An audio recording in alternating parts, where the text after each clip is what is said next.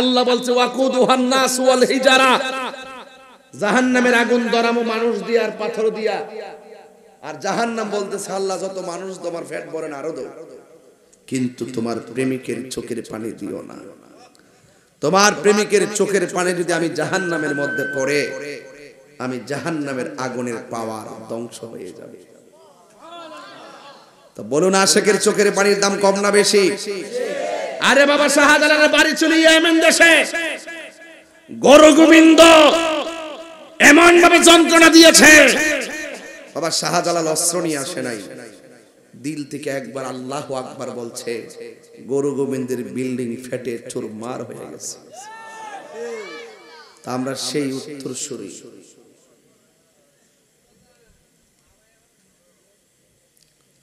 এই জন্য যতদিন বেঁচে থাকবেন ইমানটার তাজা রাখবেন। ইমাম হুসাইনকে ভাই কেডা মারছে? ও ভাই কোহে একবার শুনি,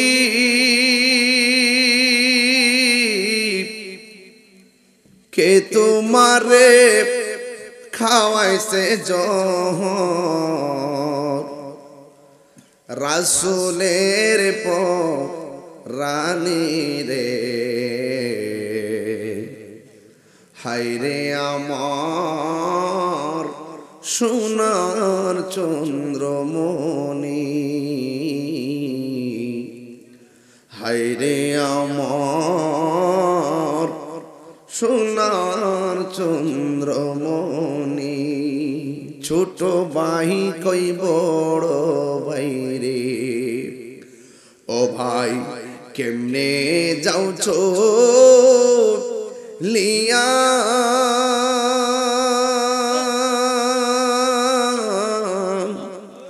আজকে থেকে কান্দি আমি বাইহারা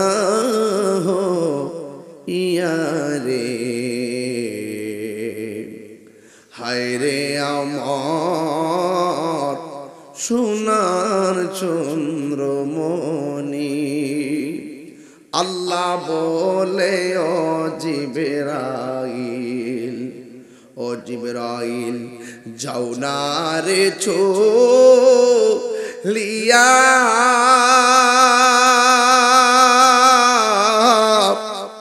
70,000 ফেরেশতা নামাও, জানাজার না গিয়া রে,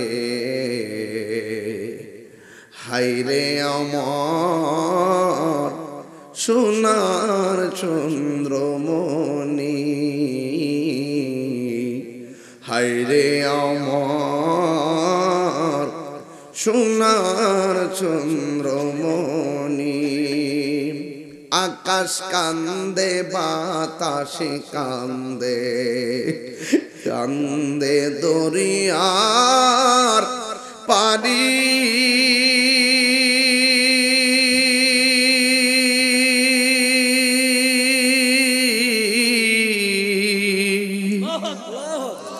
দুই পুত্র রায়া কান্দে, ফাতেমা ননি রে, হায়রে আমার সোনার চন্দ্রমণি, হায়রে আমার সোনার চন্দ্রমণি। ও বন্ধু, ছোট ভাই কই বড় ভাই রে, ভাই রে তোমার নাভি থেকে মাথার তালু পর্যন্ত যে অংশটা ডাইরেক্ট আমার নানার মতো, কার অংশ দেখে আমি নানারে স্মরণ করব? ও ভাই তুমি আমার ছেড়ে চলে যাইতেছো। এমন ভাবে ইমাম হুসাইনের সামনে ভাই দুনিয়া থেকে বিদায় হয়ে গেল। ভাই বড় দন রক্তের বাঁধন, এ যুবক ভাইয়া ভাই কোনদিন ফাটল সৃষ্টি করো না। আরে বড় ভাই যদি হয়ে থাকো একটু ধৈর্যের সেতু বন্ধন হয়ে যান, বড় ভাইটা যদি নিশানাটা লড়াইয়া ফেলে ছোট ভাইগুলো বিভ্রান্ত হয়ে যায়। বাবা দুনিয়ার থেকে চলে গেলে ভাইটা ওই জায়গায় ছায়া হয়ে কাজ করে, কথা কোন ঠিক কিনা? মা দুনিয়ার থেকে চলে গেলে বড় ভাইয়ের বউটা ছায়ার মতো কাজ করে। এই জন্য যুবক ভাইয়েরা আমার, ভাইয়ের সামনে ভাই চলে গেছে, ভাই চোখের পানি ফালাইয়া কান্দে।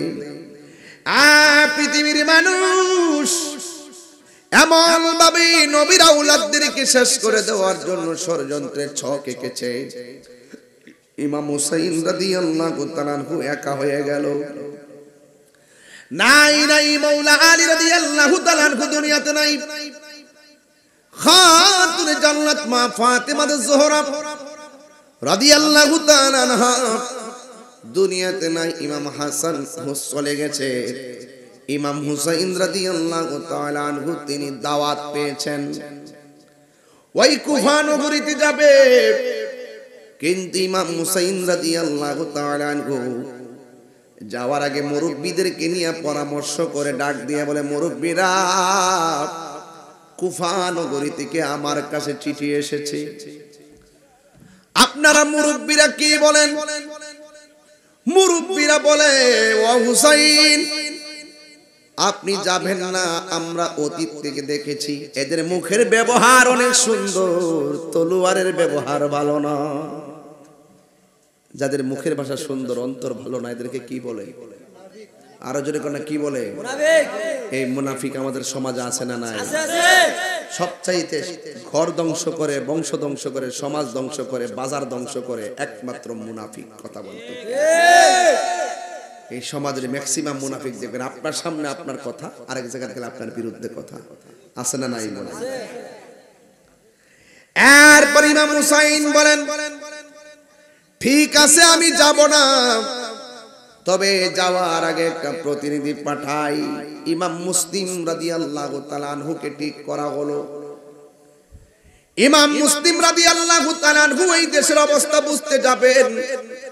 ওনার দুইটা সন্তান, একজনের নাম মুহাম্মদ, আরেকজনের নাম ইব্রাহিম। বাপের ডাক দিয়ে বলে, আব্বা আপনি একলা যাবেন কেন? আমরাও যাব। এই দুইটা সন্তান নিয়ে গেছে। ইমাম মুসলিম চলে গেছে। ইমাম হুসাইন কই, তুমি যদি দেখো এই দেশের অবস্থাটা ভালো, তাইলে আমি রওনা দিব। এই প্রতিনিধি বানাইয়া ওই কুফাতে পাঠাইছে। কিন্তু ইমাম মুসলিম যাওয়ার পরে ওই দেশের মানুষগুলো ইমাম মুসলিমের সঙ্গে এমন ব্যবহার করছে, একজন নয়, দুইজন নয়, হাজার হাজার মানুষ ইমাম মুসলিমের হাতেই মুরিদ হয়ে গেছে। ইমাম মুসলিম রাদিয়াল্লাহু তাআলা মনে করেন, আমি হইলাম প্রতিনিধি, আমার সঙ্গে যদি তারা এত ভালো ব্যবহার করে, ইমাম হুসাইন রে পাইলে তো তারা কলিজাটা দিয়া দিবে। নামাজ পড়ার সময় যেই মসজিদে এক কাতার হতো না, ইমাম মুসলিমের ইমামতিতে ভিতর ভরে গেছে, বারান্দা ভরে গেছে, মাঠে মানুষ চলে গেছে।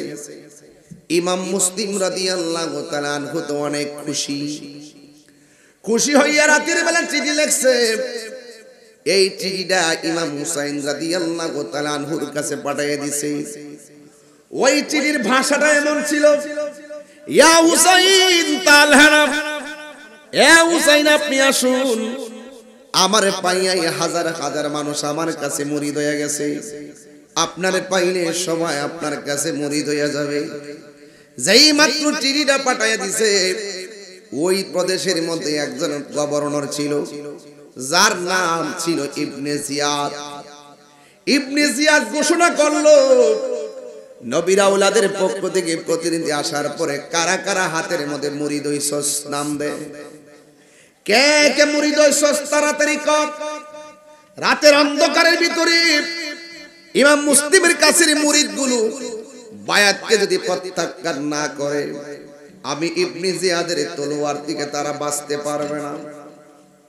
এই যখন ঘোষণা করে দিছে, তখন ওই মুহূর্তে ইমাম মুসলিম তো টের পান নাই। এই টের পাইছে মসজিদের মধ্যে যাইয়া। যেই মসজিদের ভিতরে মুসল্লি ভিতরে জায়গা নাই, বাহিরে জায়গা নাই, ইমাম মুসলিম বলে আমি ইমামতি করতে গেলাম, যাইয়া দেখি বারান্দার মুসল্লির খবর নাই, জোহরের টাইমে দেখি ভিতরের মুসল্লির খবর নাই।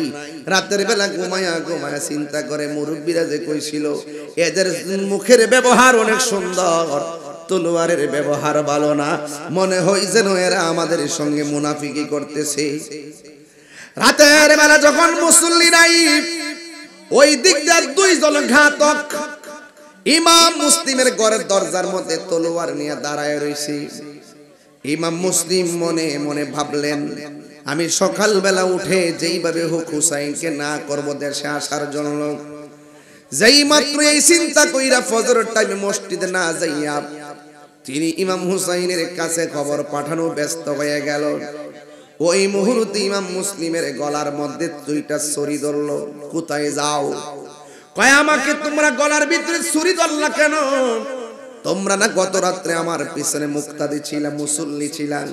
কয় বেশি কথা বলবো না, বেশি কথা বললে কল্লা আলাদা ফেলে দিব, আমরা এসেছি তোমার কল্লা নেওয়ার জন্য। ইমাম মুসলিম ডাক দিয়া কয় আমি আগেই টের পেয়েছি তোমরা মুনাফিক, কিন্তু তোমরা আমাকে মারো কোনো অসুবিধা নাই, শুধু হুসাইনকে চিঠি দিয়া বলবো চিঠিটা যেন পেয়ে তিনি না আসেন, আমি একটা প্রতিনিধি পাঠাবো, আমাকে সেই সুযোগটা দিয়ে দাও। আর না হয় আমি যাইয়া বলবো হুসাইন আপনি যায়েন না, কিন্তু আমি ওয়াদা করছি তাদের কাছে যাব, আমি যাইতেছি। এবার ওরা বলছে না না তুমি গেলে আর আসবে না। আমরা নবীর আওলাদ, ওয়াদা করলে ওয়াদা ভঙ্গ করি না, এরপরও তারা মানে না। ইমাম মুসলিম যখন দেখলেন তাকে জবাই কইরা ফেলাইবে, তখন তিনি বললেন তোমরা একটা কাজ করো, আমার যদি মেরে ফেলোই তাইলে আমাকে একটু সময় দাও, আমি 2 রাকাত নামাজ পড়ব। ইমাম মুসলিম তলোয়ার কাঁধে লইয়া তিনি নামাজ পড়েছেন। আপনারা লক্ষ্মীপুরের মানুষ বলেন ওই নামাজের দরকার আছে না নাই? হাসরের ময়দানে প্রথম হিসাব হবে নামাজের হিসাব। একটা কদম সামনে কেউ যাইতে পারবে না নামাজের হিসাব না দিয়া। আমার নামাজ এক নামাজ না, কথা কোন ঠিক কিনা? যেই মাত্র নামাজের সাজদার মধ্যে গিয়ে নামাজটা শেষ করে 2টা হাত বাড়াইছে, ওই মুহূর্তে ইমাম মুসলিমের কল্লাটা তারা ফেলে দিয়েছে। আর ওই দিক দিয়ে ইমাম হুসাইন চিঠি পাইয়া দলবল নিয়ে আসতেছে। আর এই দিক দিয়ে 2টা সন্তান ফজর নামাজের পর সূর্য ওঠার পরে যেই বাসায় ছিলেন সেই বাসার মালিকরে বলতেছে, ও সাহিবুল বাইত, ও ঘরের মালিক, আব্বা তো প্রতিদিন রৌদ্র ওঠার পরে আমাদের খোঁজ খবর নিতেন, আমার আব্বা আজকে কোথায়? আমার আব্বা দিয়ে আজকে আসতেছে না। ওরা ডাক দিয়ে বলে এ মুহাম্মদ ইব্রাহিম, তোমার আব্বারে ওরা মেরে ফেলেছে, ইন্না লিল্লাহি।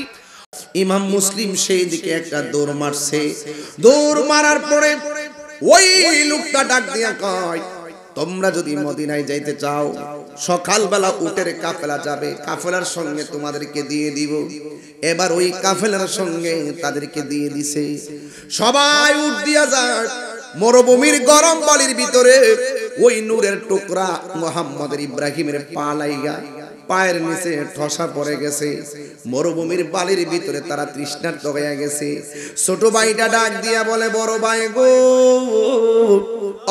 বড় ভাই আমি আর হাঁটতে পারতেছি না, দেখেন না কাফেলা অনেক দূরে চলে গেছে, ওই কাফেলা এখন দেখা যায় না, আমরা একা একা গেলে রাস্তা চিনব না, মরুভূমির পাহাড় আর পাহাড়।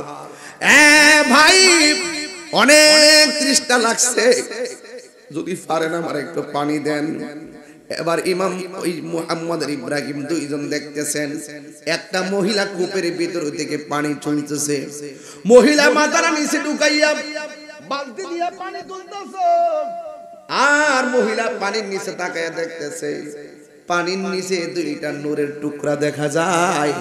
আবার মাথাটা তুললা দেখে আসলে পানির নিচে নূরের পুতুল নয়, ওই কূপের পাড়ের ভিতরে চাঁদের মতন, পূর্ণিমার চাঁদের মতন ফুটফুটে 2টা বাচ্চা দেখা যায়। নারায়ে তাকবীর, আল্লাহ নারায়ে রিসালাত, এর মুফতি গিয়াসউদ্দিন তাইরি সাহেব জিন্দাবাদ জিন্দাবাদ।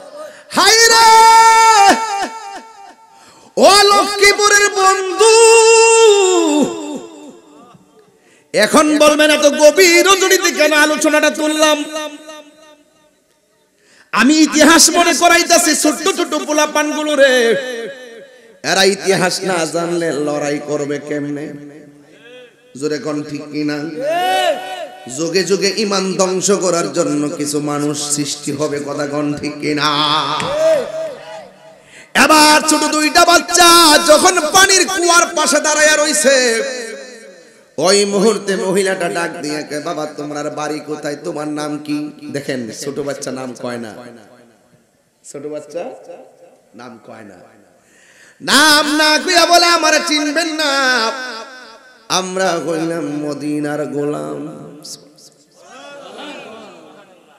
ইচ্ছে জাগে আমাদের যেতে মদিনা, ইচ্ছে জাগে চুমু খেতে সোনালি রওজায়, ইচ্ছে জাগে চুমু খেতে সোনালি রওজায়।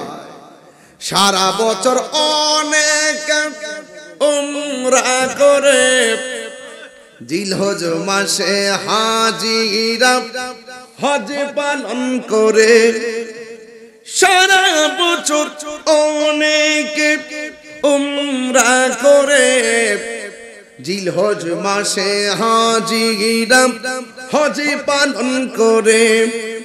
তাদের সঙ্গে সাথী হতে আমারই মন চায়, তাদের সঙ্গে সাথী হতে আমারই মন চায়। ইচ্ছে জাগে চুমু খেতে সোনালি রওজায়, ইচ্ছে জাগে চুমু খেতে সোনালি রওজায়, ঠিক কিনা? ওই ছোট বাচ্চা দুইটা বলে আমরা মদিনার গোলাম, আমরা একটু পানি তৃষ্ণা লেগেছে, আমরা একটু পানি পান করব।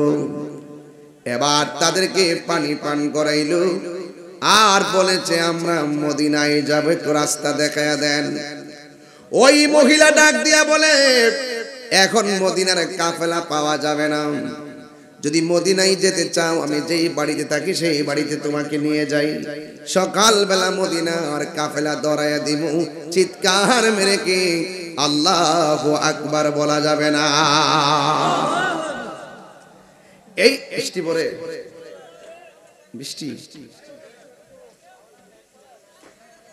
কি ফোঁটা পড়ছে, তাইলে একটু জিকির করে ওই দে, মানে বৃষ্টি বলে হারি জমগা তারা সামনে আইফর বলা মান্ডি, একটু সামনে সামনে না তলে একটা মহব্বতে জিকির করেন আন লাভ আন লাভ আন লাভ আন লাভ আন লাভ আন লাভ এ মাইকেল মাইকেল মাইকেল আন লাভ আন লাভ আন লাভ কলবে মিল না হইলে, কলবে মিল না হইলে মনের আশা পূরণ হইবে না রে আল্লাহ। নিয়ে সে রাইতে কারবাসে বাজে, নিশে রাইতে কারবাসে বাজে, আগুন লাগছে কলবের ভিতরে, আগুন লাগছে কলবের ভিতরে, উপরে বৃষ্টি দিলে হইব কি আল্লাহ। নিয়ে সে রাইতে কারবাসে বাজে, মাশাআল্লাহ। মুর্শিদ মারো মুর্শিদ মুর্শিদ কয় রাহাই আমার গোমাসে না নয়নে, আমার বলে বা মুর্শিদ কে বনে, মাশাআল্লাহ। আমি তোমায় ভালোবাসি পাগলের মতো, যত কাঁদাও কাঁদব আমি জনমের মতো, মাশাআল্লাহ।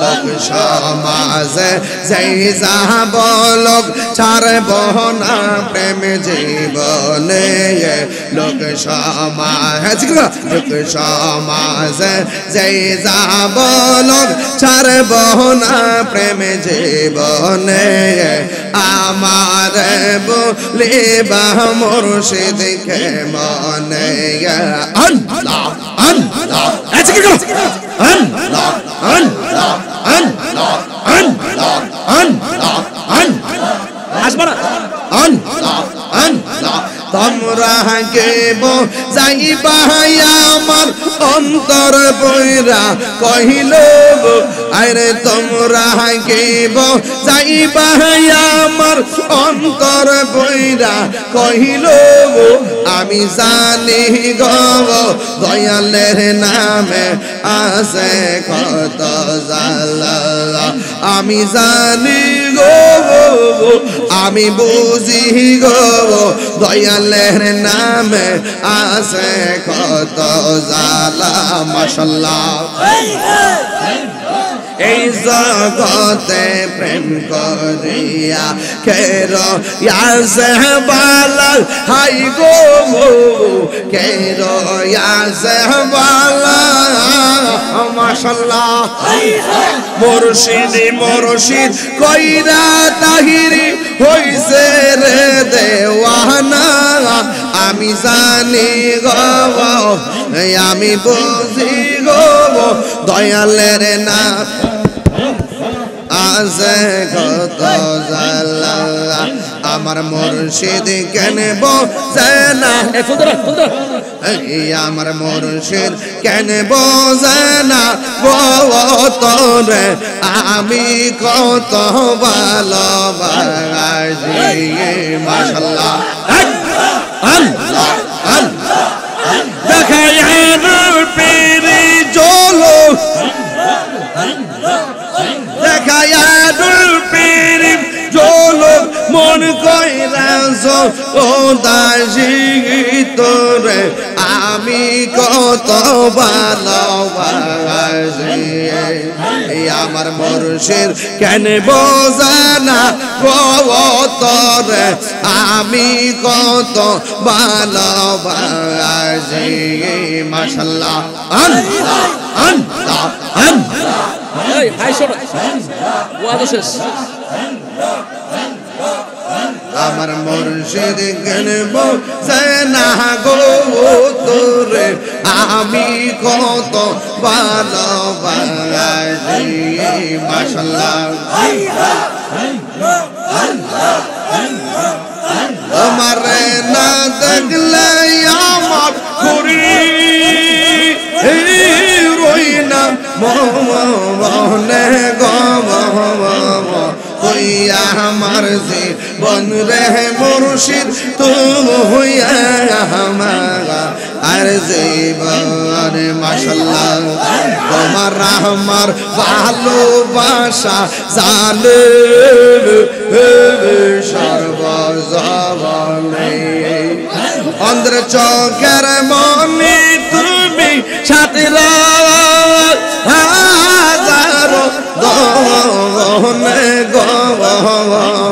তুই আমার জীবন রে মুর্শিদ তুই আমার আর জীবন মাশাআল্লাহ জগরে বন দরে গৌরী পাইতে দরশন এ তাহিরি সদাই বাস নয়